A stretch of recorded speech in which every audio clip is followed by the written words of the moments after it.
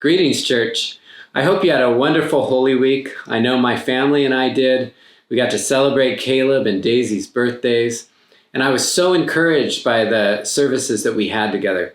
I've never, in my 20 years of being a pastor, I've never sat and enjoyed a service with my kids, and it was such a blessing.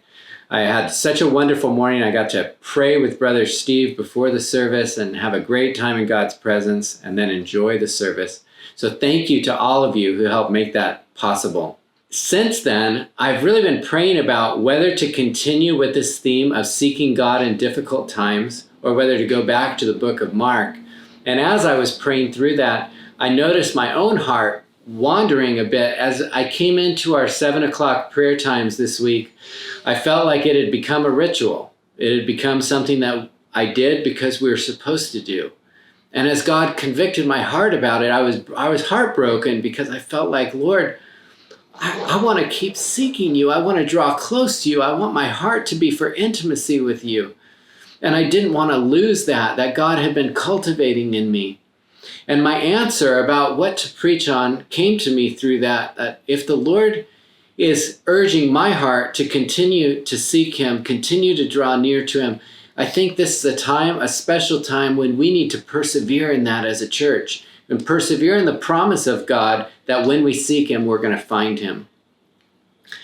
And so I decided that if God's encouraging me not to return to dullness and to press on, he's also encouraging us as a church.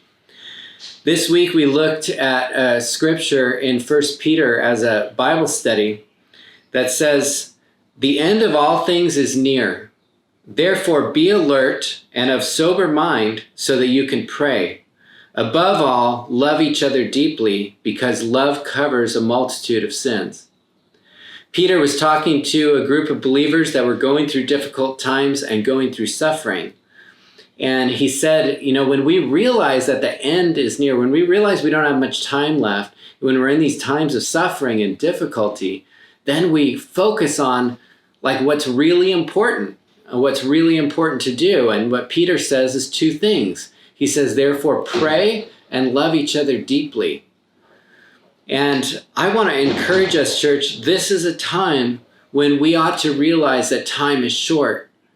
Our time is short, the time of others is short, and it's time for us to prioritize prayer and loving each other deeply. And there's many ways for us to do that as a church right now in the current circumstances. I want to encourage you, church, whether you've been faithful with this or you haven't, or you've been faithful for a time and let go of it, prioritize prayer with your families or with your social unit, whoever you connect with, and meet together at 7 o'clock. Let's persevere in praying, but not just coming together because it's being asked of you or it's the right thing to do, but coming together to seek the face of God, to desire intimacy with God, to desire to draw near to God. Don't give up on those times. Protect them. Now is also a great time to connect with a Monday or Wednesday Bible study that meets at 7 o'clock. As a part of your prayer rhythm, meet with a Bible study, pray with them. If you need help in connecting, let us know. But it's a great time to get connected. They're meeting by Zoom. It's a great time to join. As far as how we can love people, there are so many different opportunities. Last week, we gave out about 300 invitations in the neighborhood, invitations and also opportunities for people in the neighborhood to connect with us if they had needs for very specific things. We didn't hear a whole lot of responses, but we heard from a lot of people that they checked out our services, and we've been gradually making more and more connections with folks from the neighborhood. But I encourage you, reach out to people in your neighborhood. Now, more than anything else, what's most important right now is that we help our neighbors to be able to apply for the Angelino card. There's a window only until the end of the day on Thursday for people to apply. Most of our neighbors qualify, but most of them don't know about this opportunity at all.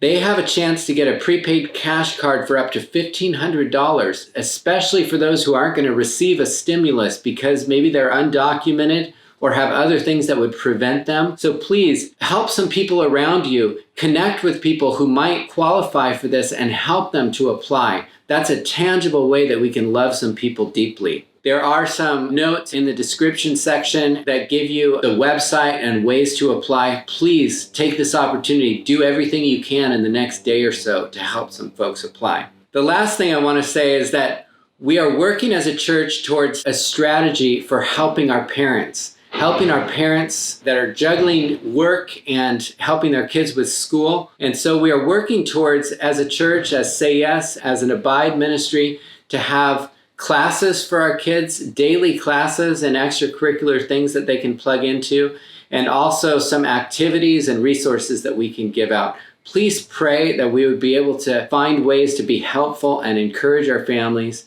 and help our kids stay connected with their schools and stay engaged. Thank you so much. Remember, let's prioritize prayer and let's prioritize loving people deeply. I love you all, church, and miss fellowship with you. God bless you.